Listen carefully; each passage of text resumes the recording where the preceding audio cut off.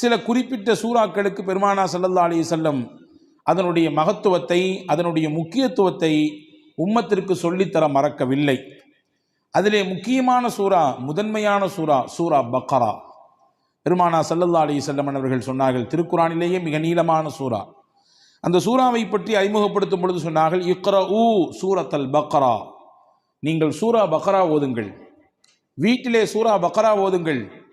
ஃபஇன்ன அஹ்தஹா பரக்கா, எந்த வீட்டில் சூரா பக்ரா ஓதப்படுமோ அந்த வீட்டுக்கு அல்லாஹ் பரக்கத்தை கொடுப்பான். அதை எடுத்துக்கொண்டவர், சூரா பக்ராவை ஓதக்கூடியவர் பரக்கத்தான பெருவாழ்வு வாழ்வார். வ தர்குஹா ஹஸ்ரா, அதை ஓதாமல் விட்டு விடுபவர் உள்ளபடியே அதனுடைய அருளும் அதனுடைய மகத்துவமும் தெரிந்ததற்கு பிறகும் அதை தொடாமல் இருக்கக்கூடியவர், அதற்கு ஓதுவதற்கான என்ன முயற்சியையும் எடுக்காமல் இருக்கக்கூடியவர் உள்ளபடியே கை செய்தத்திற்குரியவர் தான் என்று பெருமானா ஸல்லல்லாஹு அலைஹி வஸல்லம் அடையாளப்படுத்தினார்கள். இப்போ சூரா பக்ரா ஓதுங்கன்னு சொல்லி விடலை, அதை ஓதுறதுனால பரக்கத் கிடைக்கும் என்று பெருமானா ஸல்லல்லாஹு அலைஹி வஸல்லம் சொல்வதின் வழியாக பரக்கத் நம் வாழ்க்கைக்கு எவ்வளவு முக்கியமானது என்பதை சொல்லித் தருகிறார்கள். எனவே தான் மக்காவிலிருந்து மதீனாவுக்கு ரசூலுல்லாஹ் வருகிறார்கள். ஹிஜ்ரத் என்ற பயணத்தின் ஊடாக மக்காவில் ஏகதேசம் வாழ்வின் 80% கழிந்து போனது. மிச்சம் இருக்கக்கூடிய 20% அந்த வாழ்க்கையினுடைய காலகட்டம் மதீனாவிலே அல்லாஹ் ஏற்பாடு செய்திருந்தான். ஹிஜ்ரத் என்ற பயணத்தின் வழியாக மதீனாவுக்கு வந்தார்கள். வந்த உடனே ஒரு துவா செய்தார்கள். மதீனா மண்ணுக்கு வந்தவுடன் ஒரு துவா செய்தார்கள். என்ன துவா கேட்டிருப்பார்கள் நினைக்கிறோம்? இங்கே எங்களுக்கு வாழ்வதற்கான இடத்தை கொடு, எங்களுக்கான அரசியல் சூழலை சரியாக்கி கொடு, எதிரிகளின் அச்சத்தை குறைத்து கொடு என்றெல்லாம் கேட்டார்களா? என்ன கேட்டார்கள்? ஹதீஸிலே வருகிறது, அல்லாஹும்ம ஜஅல் பில் மதீனத்தி லிஅஃபை மா ஜஅல்த பில் மக்கா மினல் பரக்கா. யா அல்லாஹ், உன்னுடைய ஆலயம் பைத்துல்லா இருக்கக்கூடிய மக்காவிற்கு எந்த பரக்கத்தை நீ கொடுத்திருக்கிறாயோ அதில் 2 பங்கை எனக்கு மதீனாவிலே கொடு என்று கேட்டார்கள். அங்கே இருக்கக்கூடிய பரக்கத்தில் 2 பங்கு இந்த மதீனாவுக்கு வேண்டும். பரக்கத்தோடு வாழுகிற வாழ்க்கையை எங்களுக்கு இங்கே ஏற்படுத்தித்தான் மக்காவில் தருவதை விட கூடுதலாக கொடு என்று பெருமானா ஸல்லல்லாஹு அலைஹி வஸல்லம் கேட்டிருப்பதாக நாம் ஹதீஸிலே பார்க்கிறோம். எனவேதான் ஒவ்வொரு நாளும் ஒவ்வொரு தொழுகையிலும் அல்லாஹ்விடத்திலே நாம் தெரிந்தோ தெரியாமலோ கேட்டுக்கொண்டே இருக்கிறோம் பரக்கத்தை. நாம் உணர்ந்திருக்கிறோமா? அத்தஹியாத்தினுடைய இருப்பிலே நாம் கேட்கிறோம் பரக்கத்தை. அல்லாஹும்ம பாரிக் அலா முஹம்மத் வ அலா ஆலி முஹம்மத் கமா பாரக்த அலா இப்ராஹிம். இறைவா, முஹம்மது நபியின் மீதும் அவர்களுடைய குடும்பத்தினர் மீதும் நீ பரக்கச் செய்வாயாக, இப்ராஹிம் நபிக்கும் அவருடைய குடும்பத்திற்கும் எப்படி பரக்கச் செய்யதாயோ அதே போன்று என்று அல்லாஹ்விடத்திலே நபிகளை முன்வைத்து நாம் கேட்கிறோம். அவர்களுக்கு செய்ய என்றால் அதன் வழியாக எங்களுக்கும் கொடு என்ற அர்த்தம். இப்போ பரக்கத் என்பது வாழ்க்கையிலே தவிர்க்க முடியாத ஒன்று. பரக்கத்தான வாழ்க்கையை தான் நாம் எல்லோருமே ஆசைப்படுகிறோம்.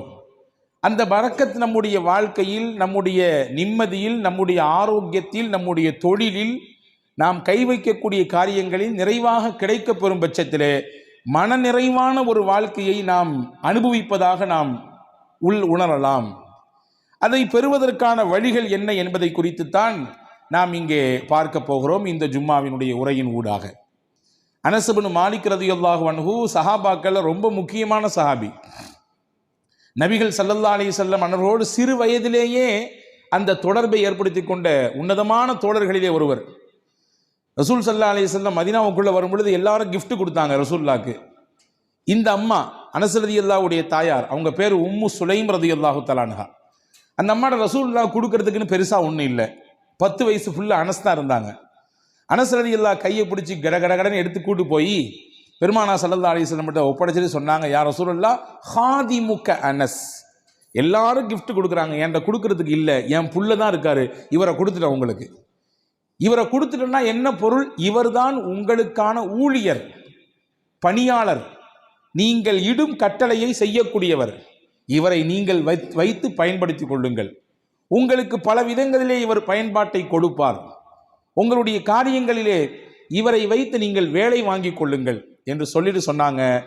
என் பிள்ளைய கொடுத்துட்டு நான் உங்கள்ட்ட எதிர்பார்க்கிறது வேற ஒன்றும் இல்லை, அவருக்கு நீ துவா செய்யணும், நீங்க அவருக்காக வேண்டி துவா செய்ய வேண்டும். நான் கடந்த வார ஜும்மாவிலேயே சொன்னேன் இல்லையா, ஒருவர் துஆ செய்யுங்கள் என்று சொல்லிவிட்டால் உடனடியாக நாம் என்ன செய்ய வேண்டும்? பாரக்கல்லா என்று துஆ செய்து விட வேண்டும். பாரக்கல்லா என்று முதல் கட்டமாக துவா செய்து விட, அதற்கு பிறகு அவரை குறித்து ஞாபகம் வந்தால் அவர் எது குறித்து உண்டான துவாவை நம்மிடத்திலே முன்மொழிந்தார், எந்த சிக்கலுக்காக வேண்டி கேட்டிருக்காரு, எந்த பிரச்சனைக்காக வேண்டி கேட்டிருக்காரு என்று தனிப்பட்ட முறையில் நமக்கு நினைவிருந்தால் அதை சொல்லி அல்லாஹ்விடத்திலே கேட்பது, இது மிக உயர்ந்த பண்புகளில் ஒன்று. அதனால் கிடைக்கக்கூடிய பலன் என்ன என்பதை கடந்த வார ஜும்மாவிலே நான் உங்களுக்கு ஞாபகப்படுத்தியிருக்கிறேன். இப்போ ஹஸரத் ரசூலுல்லாஹி ஸல்லல்லாஹு அலைஹி வஸல்லம் இடத்திலே உம்மு சுலைம் ரலியல்லாஹு தஆலா அன்ஹா தன்னுடைய பிள்ளையை ஒப்படைத்து விட்டு சொன்னார்கள், உதுஉ, இவருக்கு துவா செய்யுங்கள், அவ்வளவுதான், இவருக்கு நீங்கள் துவா செய்யுங்கள், அது மட்டும் போதும், வேற எதுவும் எனக்கு எதிர்பார்ப்பு இல்லை. உடனே ரசூலுல்லாஹ் துவா செஞ்சாங்க, அனஸ் ரலியல்லாஹு துவா செஞ்சாங்க. என்ன செஞ்சிருப்பாங்க? யா அல்லாஹ் நல்ல நீண்ட ஆயிலை கொடு, அல்லது நிறைய இவருக்கு என்றெல்லாம் கேட்பதற்கு முன்னால் பெருமானார் செய்த துவா, அல்லாஹும்ம பாரிக் ஃபி உம்ரி, யா அல்லாஹ் இவர் ஆயிலே நீ பரக்கச் செய்வாயாக, நீண்ட ஆயிலை கொடுப்பாயாகன்னு கேட்கல, இவர் ஆயில்ல நீ பரக்கச் செய்வாயாக. அல்லாஹும்ம பாரிக் ஃபி அவுலாதி, இவருக்கு நீ கொடுக்கக்கூடிய குழந்தை செல்வங்களிலே பரக்கச் செய்வாயாக. அடுத்து சொன்னாங்க, அல்லாஹும்ம பாரிக் லஹு ஃபீமா அஅதைத லஹு, இவருக்கு நீ என்னெல்லாம் கொடுக்கணும்னு நினைச்சிருக்கியோ எல்லாத்தையும் பரக்கத் செஞ்சிரு. இவர் ஆயில்ல பரக்கத் செஞ்சிரு, இவருடைய குழந்தை குட்டிகளில் பரக்கத் செஞ்சிரு, நீ என்னெல்லாம் இவருக்கு கொடுக்கணும்னு நினைச்சிருக்கியோ எல்லாவற்றிலும் நீ பரக்கத் செய்துவிடு என்று பெருமானார் ஸல்லல்லாஹு அலைஹி வஸல்லம் அவர்கள் துவா செய்ததாக நாம் ஹதீஸ்ல பார்க்கிறோம். நிறைய குடுன்னு கேட்கல, நீண்ட ஆயில நிறைய வயசு வாழணும் அப்படி கொடுன்னு ரசூலுல்லாஹ் கேட்கல, நீ கொடுப்பதில் நிறைந்த பரக்கத்தை கொடு என்று கேட்பதிலிருந்து நமக்கு புரிகிறது, வாழ்க்கையிலே நிறைய என்பதை விட பரக்கத்தான் முக்கியம். அதிகம் எண்ணிக்கை என்பதை விட குறைவாக இருந்தாலும் அதன் மூலம் கிடைக்கக்கூடிய பலன் பரக்கத்தாக இருக்க வேண்டும் என்பதுதான் முக்கியம் என்று நாம் இதிலிருந்து புரிந்து கொள்கிறோம். அந்த பரக்கத்தான வாழ்க்கையை பெறுவதற்கு ஒரு 8 அம்ச திட்டத்தை நான் இன்றைக்கு உங்களுக்கு நான் சொல்ல போகிறேன். 8 விதமான விஷயங்களை நாம் பின்பற்றுகிற பொழுது அல்லாஹுவின் பரக்கத்தை நம்மால் முழுமையாக அடைந்து கொள்ள முடியும். நம்பர் 1, முதலில் பரக்கத்தை பெறுவதற்கு நாம் என்ன முயற்சியை மேற்கொள்வது? 1, ரசூலுல்லாஹ் சொன்னாங்க, உங்களில் யார் வயசில் பெரியவங்களோ அவங்களில் நீங்கள் மரியாதை கொடுப்பதிலிருந்து, உங்கள் காரியங்கள் அனைத்திலும் அவர்களை முன்னிலைப்படுத்துவதிலிருந்து அல்லாஹ் உங்களுக்கு பரக்கத்தை தருவான். வாப்பாக்கு வயசாயிடுச்சு, வீட்டில் மூத்தவங்க தான் இருந்தாலும் இந்த விஷயங்கள்லாம் அவங்களுக்கு அந்த அளவுக்கு பிடிபடாது, அதனால் சொல்லிக்கலாம், எல்லாம் முடிஞ்சு கடைசியில் சொல்லிக்கலாம் என்பதல்ல. ஒரு கட்டத்தில் அவரும் வாலிபம், குழந்தை பேரு, தொழில், வியாபாரம் என்று எல்லாவற்றையும் கடந்துதான் வந்திருக்கிறார். இப்பொழுது அவருக்கு வயதான நிலை, வயோதிகம், அதனாலே அவரை ஒதுக்கி வைக்குதல், தள்ளி வைக்குதல் என்பதெல்லாம் இல்லை. என்ன விஷயம் செய்தாலும் பெரியவர்களுக்கான முன்னுரிமையை, முன்னிலைப்படுத்துதலை, அவர்களுக்கான மரியாதையை நீங்கள் நிறைவாக செய்யுங்கள்.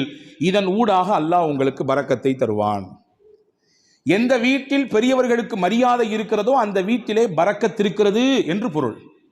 எந்த வீட்டில் பெரியவர்கள் உதாசீனம் செய்யப்படுகிறார்களோ, வயதிலே மூத்தவர்கள் வேண்டா வெறுப்பாலோ அவர்கள் பராமரிக்கப்படுகிறார்களோ, அவர்களின் பேச்சுக்கும் அவர்களுடைய ஆலோசனைக்கும் முன்னுரிமை கொடுக்கப்படாமல் தள்ளி வைக்கப்படுகிறார்களோ, புரிந்து கொள்ளுங்கள், அங்கே பரக்கத் எடுபடுகிறது என்று பொருள். பெருமானார் ஸல்லல்லாஹு அலைஹி வஸல்லம் அவர்களுக்கு ஒரு நாள் ஒரு அன்பளிப்பு வந்தது. ஒரு கிண்ணம் நிறைய பால். ரசூலுல்லாஹ் பொதுவாகவே தனக்கு கிஃப்ட் வந்துச்சுன்னா தான் பயன்படுத்துவாங்க.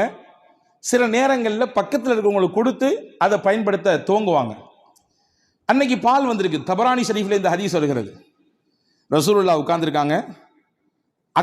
அந்த சைடில் பார்த்தீங்கன்னா சையதுனா அபூபக்கர் ரலியல்லாஹு அன்ஹு, சையதுனா உமர் ரலியல்லாஹு அன்ஹு, மூத்த சஹாபாக்கள், இஸ்லாத்தில் மிகப்பெரிய பங்களிப்பு ஆற்றியவர்கள், நபியோடு தங்கள் வாழ்க்கை முழுவதையும் அர்ப்பணித்த ஒரு உன்னதமான சஹாபாக்கள் 2 பேர் இருக்கிறாங்க. மதீனாவில் நடந்த நிகழ்ச்சி இது.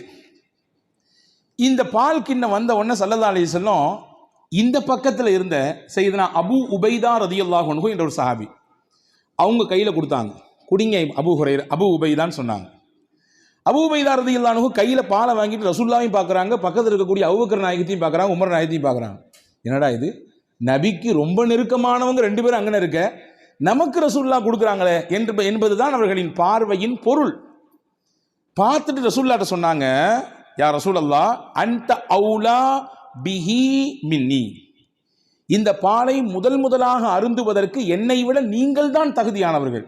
ஏன்னா நான் சாதாரண அபு உபைதா, நீங்க அல்லாவின் ரசூல், அல்லாவின் ரசூல் நீங்கள், எனவே நீங்கள் தான் இதை துவங்கி வைக்க வேண்டும். ரசூலுல்லாஹ் சொன்னாங்க, ஹுத் யா அபா உபைதா, எடுங்கள், குடியுங்கள் அப்படின்னு சொன்னாங்க. இப்போ ரெண்டாம் கட்டமா அபூபக்கர் நாயகத்தை பார்க்குறாங்க, உமர் நாயகத்தை பார்க்குறாங்க. பார்வையின் அர்த்தம் என்ன? என்னை விட இஸ்லாமிய வருகையில் முதன்மையானவர்களாச்சே இவர்கள் எல்லாம், பங்களிப்பு செய்வதிலே முக்கியமானவர்களாச்சே இவர்கள் எல்லாம், அவங்க குடிச்சா நல்லா இருக்குமே என்ற பெருந்தன்மையான மனதோடு செய்தனா அபூ உபைதா ரலியல்லாஹு பார்க்கும் பொழுது ரசூலுல்லாஹ் அப்பவும் சொன்னாங்க, அபூ உபைதா நீங்க தான் குடிக்கணும், குடிங்கன்னாங்க. செய்தனா அபூ உபைதா ரலியல்லாஹு அன்ஹு குடிக்க துவங்கும் நேரத்திலே கையில் பக்கத்தில், வாய்க்கு பக்கத்தில் பால் கிண்ணம் போய்விட்டது. ஆனாலும் அவர்கள் மனம் ஏதோ ஒரு விஷயத்திற்காக வேண்டி மறுக்கிறது. கீழே கொண்டு வந்து சொன்னாங்க, யா ரசூலுல்லாஹ் நீங்க குடிச்சிட்டு தந்தா நல்லா இருக்கும். மூணாவது தடவையாக பெருமானார் ஸல்லல்லாஹு அலைஹி வஸல்லம் அபூ உபைதா ரலியல்லாஹு இடத்திலே சொன்னார்கள், இஷ்ரப், அபூ உபைதா நீங்கள் குடியுங்கள். ஃபைன்னல் பரக்கத்த மஅ அகாபிரினா, பரக்கத் என்பது நம்மிலே யார் வயதிலே பெரியவர்களாக இருக்கிறார்களோ அவர்களிடத்திலிருந்து தான் துவங்குகிறது. இங்கே இருக்கும் நபர்களிலேயே வயதால் பெரியவர் நீங்கள், என்னை விட, அபூபக்கர் ரலியல்லாஹு விட, உமர் ரலியல்லாஹை விட வயதால் மூத்தவர்கள் நீங்கள், நீங்கள் குடிக்க வேண்டும், அங்கிருந்து பரக்கத் கிடைக்க வேண்டும். ஃபமல்லம் யர்ஹம் சகீரனா வலம் யுஜல்ல கபீரனா ஃபலைஸ மின்னா, நம்மிலே சிறியவர்கள் மீது இரக்கம் காட்டாதவர்கள், பெரியவர்களுக்கான மூத்தவர்களுக்கான கண்ணியத்தை தராதவர்கள் நம் வழியை சார்ந்தவர்கள் இல்லை என்று பெருமானார் ஸல்லல்லாஹு அலைஹி வஸல்லம் வார்த்தையோடு சொல்லி முடிக்காமல் அதை செயல்படுத்தியும் காண்பித்தார்கள். இப்போ பரக்கத் எங்கிருந்து துவங்குகிறது? எந்த இடத்தில் மூத்தவர்களுக்கான மரியாதை இருக்குமோ, கண்ணியம் இருக்குமோ, அவர்களுடைய சொல்லுக்கான மிகச்சிறந்த அந்த புரிதலோடு அதை எதிர்கொள்ளக்கூடிய பக்குவம் இருக்குமோ, அங்கே பரக்கத்தும் இருக்கும். இதுக்கு நேர்மாறாக பெரியவர்கள் உதாசீனப்படுத்தப்படுவதும், அவர்களுடைய கண்ணியம் சீர்குலைக்கப்படுவதும், வேண்டா வெறுப்போடு அவர்களை அரவணைப்பதும் பராமரிப்பதும், அவர்களுடைய வார்த்தைகள் தூக்கி வீசப்படுகிற நிலையிலே வைக்கப்படுவதும் பரக்கத்தை எடுப்பதற்கான வழி என்று மார்க்கம் நமக்கு கற்றுத்தருகிறது. அப்போ முதல் விஷயம், 8 விஷயத்தில் முதல் விஷயம், பரக்கத்தான பெருவாழ்வு வாழ்வதற்கு மூத்தவர்களின் அந்த கண்ணியம் காக்கப்பட வேண்டும். இரண்டாவது, உறவுகளும் சொந்தங்களும் அரவணைக்கப்பட வேண்டும், அதிலே பரக்கத் இருக்கிறது. உறவுகளையும் சொந்தங்களையும் அரவணைத்து வாழ்தல் தான் நமக்கு இஸ்லாம் காட்டி தந்திருக்கிற அற்புத வழி. பல நேரங்களிலே அதிலே பல பெருத்த சிக்கல்கள் இருக்கத்தான் செய்யும், சிக்கல் இல்லாமல் இல்லை. உறவுகளை திருப்திப்படுத்தி நிம்மதியோடு இணைந்து வாழ்வதிலே பல சிக்கல்கள் இருக்கத்தான் செய்கிறது, அதிலே மாற்று கருத்து இல்லை. ஆனாலும் அந்த சிக்கலையும் எதிர்கொண்டு விவகாரங்கள் ஏற்படுகிற பொழுது அதையும் மிகச்சரியாக கையாண்டு உறவை தன் கையிலிருந்து நழுவ விடாமல் பாதுகாத்து யார் இணைத்துக் கொள்கிறாரோ, பெருமானார் சொன்னார்கள், பரக்கத்தான வாழ்க்கை அல்லாஹ் அவருக்கு கொடுப்பான். ரசூலுல்லாஹ்வுடைய ஹதீஸ் வந்திருக்கிறது. அனஸ் பின் மாலிக் ரலியல்லாஹு அறிவிக்கிறார்கள், மன் ஹப்ப அன் யுபஸத லஹு ஃபீ ரிஸ்கி, அல்லாஹ் இவருக்கு தரக்கூடிய ரிஸ்கிலே யாருக்கு நல்ல விசாலம் கிடைக்க வேண்டும் என்று ஆசைப்படுகிறாரோ, விசாலமான ரிஸ்க், அதாவது பரக்கத்தான ரிஸ்க் கிடைக்கும் யார் ஆசைப்படுறாரோ, நீண்ட ஆயுள் கிடைக்க வேண்டும் என்று யார் விருப்பப்படுகிறார்களோ, ஃபல் யஸில் ரஹ்மா, தன் சொந்தங்களையும் உறவுகளையும் அவர் அரவணைத்துக் கொள்ளட்டும், அதன் வழியாக அல்லாஹ் பரக்கத்தை தருவான். அப்ப இதுக்கு நேர் ஆப்போசிட் என்ன? உறவுகளும் சொந்தங்களும் யாருடைய மனதிலே ஒரு பெரிய விஷயமாகவே இல்லை. நான் நன்றாக இருக்கிறேன், என் குடும்பம், என் மனைவி, என் பிள்ளைகள் எல்லாம் சிறப்பாக இருக்கிறோம், அண்ணன் எப்படி போனால் நமக்கு என்ன, மாமா எப்படி போனால் நமக்கு என்ன, உறவுகள் எப்படி போனால் நமக்கு என்ன என்கின்ற உணர்வு எங்கே வருகிறதோ அங்கே பரக்கத்தை எல்லாம் எடுத்து விடுவான். உங்களுக்கு ஒன்று தெரியுமா? 2 நபிமார்கள் சேர்ந்து துவா செய்தார்கள். ஒன்று மூசா அலைஹிஸ்ஸலாம், இன்னொன்று அவர்களுடைய சகோதரர் ஹாரூன் அலைஹிஸ்ஸலாம். யாருக்கு எதிராக துவா செஞ்சாங்க தெரியுமா? ஃபிரௌன் என்கின்ற சர்வாதிகாரிக்கு எதிராக துவா செஞ்சாங்க. உச்சபட்சமான சர்வாதிகாரத்தினுடைய உச்சாணி கொம்பில் இருந்து ஆட்டம் போட்டவன், ஆடியவன் ஃபிரௌன். அவனுக்கு எதிராக அந்த 2 நபிமார்களும் துவா செய்கிறாங்க. அந்த 2 நபியில ஒன்று ரசூல், மூசா அலைஹிஸ்ஸலாம் ரசூல்னு கட்டப்பட்டவங்க, உலுல் அஸ்மில் கட்டுப்பட்டவங்க. 5 நபர்கள் உல் அஸ்மு, அதாவது உறுதிமிக்க மனமிக்கவர்கள் என்று குர்ஆன் சொல்கிறது 5 நபிமார்களே. அந்த 5 நபிமார்களில் ஒன்று செய்தனா மூசா அலைஹிஸ்ஸலாம். ரசூல் அல்லாஹுவோடு நேரடியாக பேசுவதற்குரிய வாய்ப்பை பெற்றவர்கள் செய்தனா மூசா அலைஹிஸ்ஸலாம். தனிச்சிறப்பு போய்கிட்டே இருக்கிறது. மூசா அலைஹிஸ்ஸலாம் பற்றி தனியாக ஒரு ஜும்மா பேசணும், அவ்வளவு இருக்குது செய்தி. அந்த மூசா நபியும் ஹாரூன் அலைஹிஸ்ஸலாமும் துவா செய்கிறாங்க ஃபிரௌன் என்ற கொடியவனுக்கு, சர்வாதிகாரிக்கு எதிராக. ஆனால் அவர்கள் செய்த துவா 40 வருஷத்துக்கு பிறகுதான் பதிலே கொடுக்கப்பட்டது. துவா செஞ்சு முடிச்சு 40 வருஷத்துக்கு பின்னாடி தான் ஃபிரௌனுக்கு அழிவு வந்தது. ஃபிரௌன் நைலிலே மூழ்கினான். ஏன் இந்த 40 ஆண்டு கால தாமதம்? நமக்கு இயல்பாக கேள்வி எழும். ஒரு நபி கேட்கிற துவா, நீங்களோ நானோ கேட்கிற துவாவே நாளைக்கு உடனடியாக கபூலாக வேண்டும் என்று நினைக்கும் பொழுது, அல்லாஹ்வின் உயர்ந்த நெருக்கத்தை பட்ட 2 நபிமார்கள் கேட்கிற துவாவை 40 ஆண்டு காலம் தள்ளி போட்டான் அல்லாஹ். அதிலே பல காரணங்கள் இருக்கிறது. அதிலே முக்கியமான ஒரு காரணம் என்ன தெரியுமா? ஃபிரௌனிடத்திலே ஒரு நல்ல பண்பு இருந்ததாம். தன் உறவுகளை அவன் எப்பொழுதுமே சேர்த்து வைத்துக் கொள்வான். அவர்களுக்கானதை கொடுத்து கொண்டே இருப்பான், அவர்களை பராமரித்துக் கொண்டே இருப்பான். அல்லாஹ் நினைத்தான், இந்த பண்பில் இருந்தாவது அவனுக்கு ஏதாவது ஒரு ஒரு சில நிமிடமாவது அவன் கொஞ்சம் ஒதுங்கி நம்மின் பக்கம் வரமாட்டானா என்று அல்லாஹ் எண்ணினான். எனவே அந்த வேதனையை கொஞ்சம் தள்ளி போட்டு கொண்டே இருந்தான். தள்ளி போட்டு 40 வருடங்களுக்கு பிறகுதான் இனிமேலும் இவன் திருந்துவதற்கு வாய்ப்பே இல்லை என்ற பொழுது அந்த நபிமார்களின் துவாவை ஏற்றுக்கொண்டு அவனுக்கு அழிவை கொடுத்தான். அப்போ இஸ்லாத்தின் மிகப்பெரிய விரோதியாக, அல்லாஹ்விற்கே சவால் விழுகிற இடத்திலே, உனக்கு நிகரானவன் நான் என்று சொல்லும் இடத்தில் இருந்த ஃபிரௌனுக்கே வேதனை தள்ளி போடப்பட்டது. எதன் காரணமாக? உறவை அவன் சேர்த்து கொண்டான், உறவை அவன் பிரியவில்லை, உறவுக்கானதை மிகச்சரியாக கொடுத்தான் என்ற ஒரு காரணத்திற்காக. அப்படி என்றால் அல்லாஹ்வுக்கு விரோதினா நம்ம கிடையாது. அல்லாஹ்வுக்கு நேர் நிகராக நின்று சமமாக சண்டை போடுபவர்கள் கிடையாது நாம்.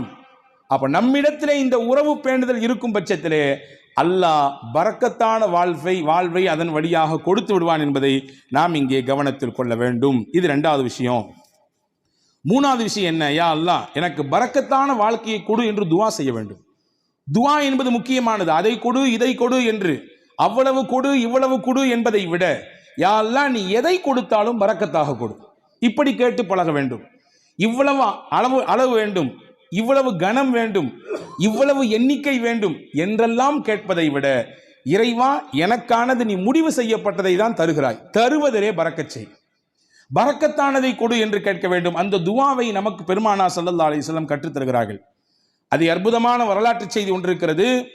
உம்மு சுலைம் ரலியல்லாஹு தஆலா அன்ஹா, அபூ தல்ஹா ரலியல்லாஹு தஆலா அன்ஹு, இவர்கள் இருவரும் தம்பதிகள், கணவன் மனைவி.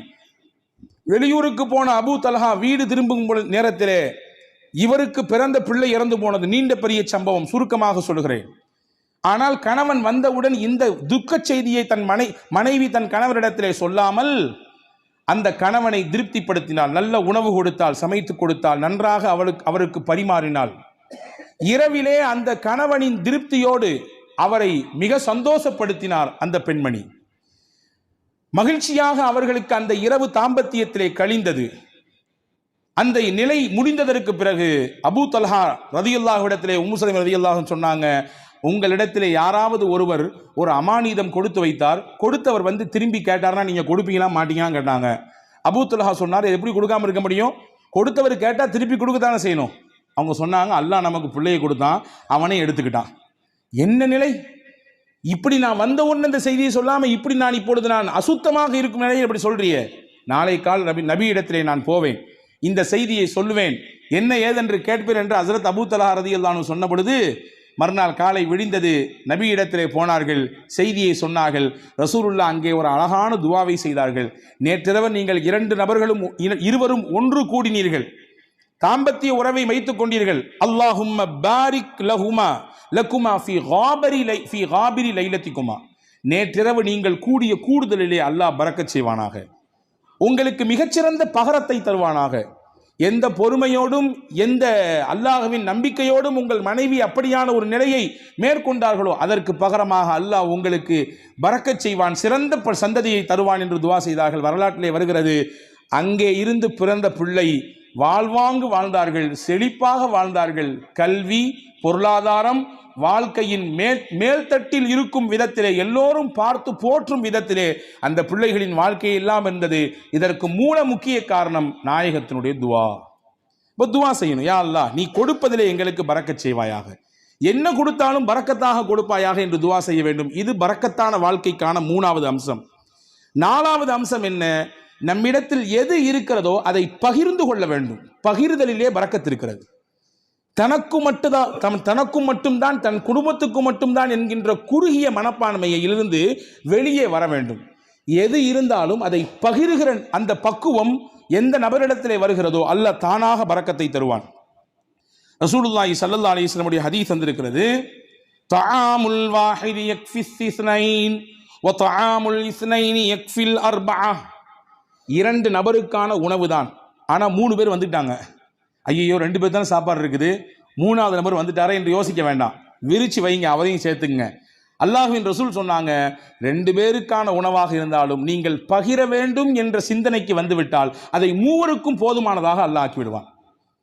3 பேருக்கான உணவு தான், ஆனா 5 பேர் இருக்கிறாங்க, 2 பேரை தள்ளி விடாதீங்க, இது பத்தாது, நமக்கே பத்தாது, யானை பசிக்கு சோள புரியா அப்படின்னு கேட்ட மாதிரிலாம் நம்ம கதை பேச வேண்டாம், சேர்த்திக்குங்க. ரசூல் சொன்னாங்க 3 நபருக்கான உணவு தான், நீங்கள் சேர்த்து ஷேர் செய்யும் பொழுது, அதிலே பகிர வேண்டும் என்ற எண்ணம் வரும் பொழுது அதிலே அல்லாஹ் 5 நபருக்கான பரக்கத்தை செய்து விடுவான். இது வாழ்க்கையிலே யாரெல்லாம் இந்த ஷேரிங்ல இருக்கிறாங்களோ அவங்க எல்லாம் கண்கூடாக பார்க்க முடியும், கண்கூடாக பார்க்க முடியும். ரசூலுல்லாவுக்கு ரொம்ப பிடித்த குடும்பம் ஒரு குடும்பம் இருந்தது, அல் அஷ்அரி. ரொம்ப பிடிக்கும் அவங்கள ரசூலுல்லாஹ்.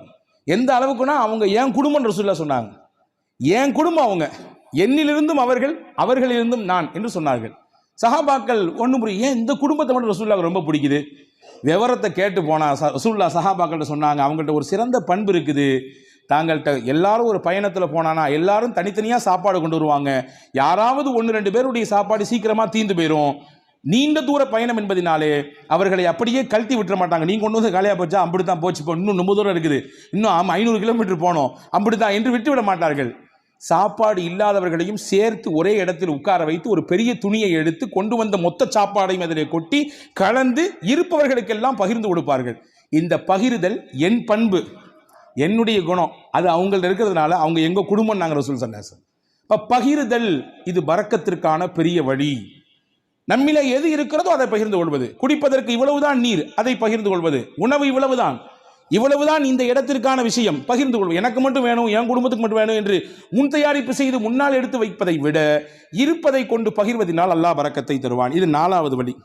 5வது பரக்கத்துக்கான முக்கியமான வழி, இன்னைக்கு நம்மள பல பேர் மறந்துவிட்ட விஷயம், சாப்பிடும் பொழுது எல்லாரும் சேர்ந்து உட்கார்ந்து சாப்பிடுங்க. நாங்கள் சொல்லலாம், எல்லாரும் சேர்ந்து உட்கார்ந்து சாப்பிடுங்க, தனித்தனியா சாப்பிடாதீங்க. ஆனால் இன்னைக்கு காலப்போக்கில் வேக உலகத்தில் இருக்கிறோம் நாம், அதனாலே பல விஷயங்களை இழந்து விட்டோம்.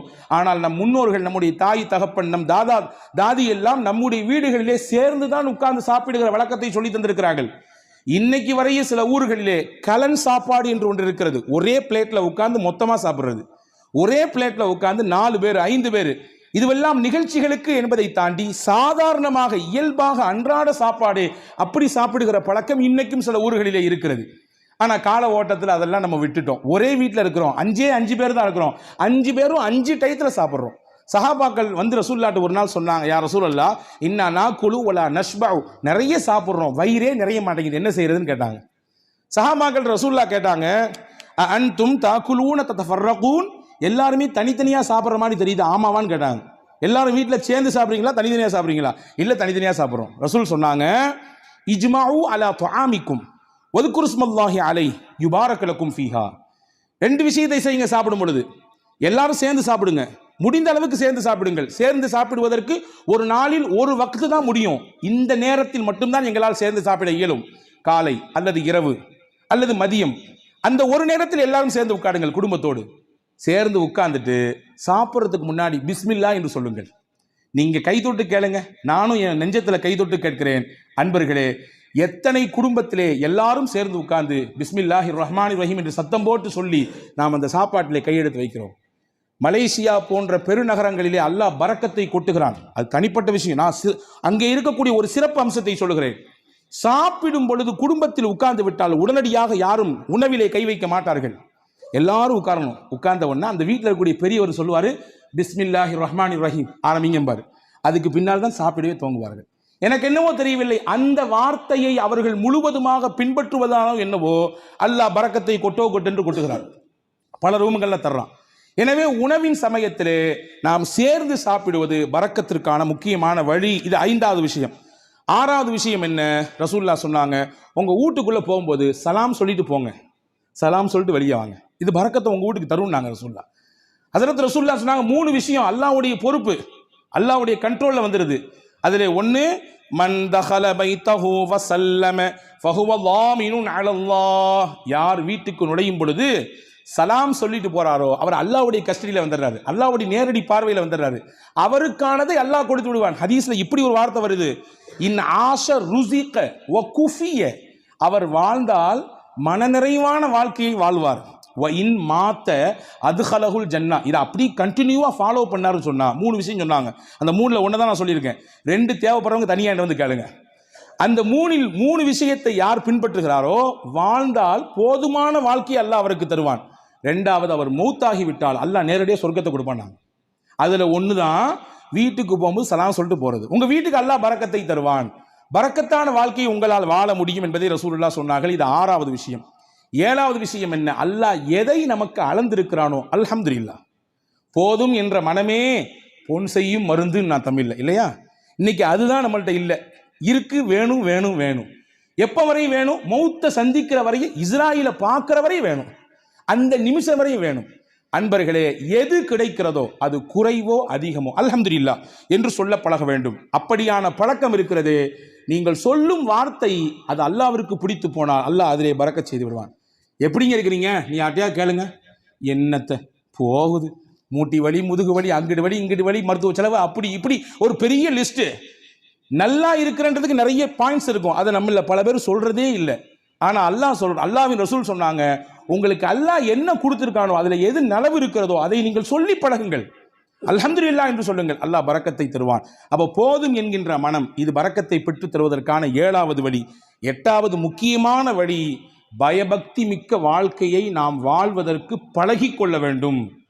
தக்குவாமிக்க வாழ்க்கையை நம்முடைய தொழிலில், நாம் சந்திக்கும் நபர்களில், நாம் பேசும் பேச்சில், நாம் பார்க்கும் பார்வையில், நாம் நடக்கும் நடையில், உடையில், பாவனையில், அனைத்திலும் அல்லாஹ் ஒருத்தன் நம்மளை பார்த்துக்கிட்டு இருக்கான்னு சிந்தனையில் வாழணும்.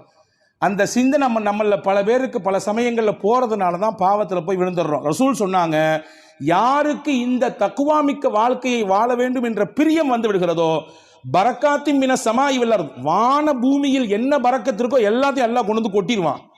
வான பூமியில் என்னென்ன பரக்கத்துகள் எல்லாம் உண்டோ மொத்தத்தையும் கொண்டு வந்து அவர்களின் காலுக்கு கீழே கொட்டி விடுவான் என்று பெருமானார் ஸல்லல்லாஹு அலைஹி வஸல்லம் அல்லாஹ் சொன்னான். அப்போ இந்த 8 காரியங்களும் பரக்கத்தான செழிப்பான வாழ்க்கையை வாழ்வதற்கான வழிகள் என்று மார்க்கம் அழகாக கற்றுத்தருகிறது. வல்ல அல்லாஹ் அப்படிப்பட்ட மிகச்சிறந்த புரிதல் மிக்க வாழ்க்கையை வாழுகிற தௌஃபீக்கை அல்லாஹ் உங்களுக்கும் எனக்கும் எல்லா மக்களுக்கும் தந்தல் புரிவானாக.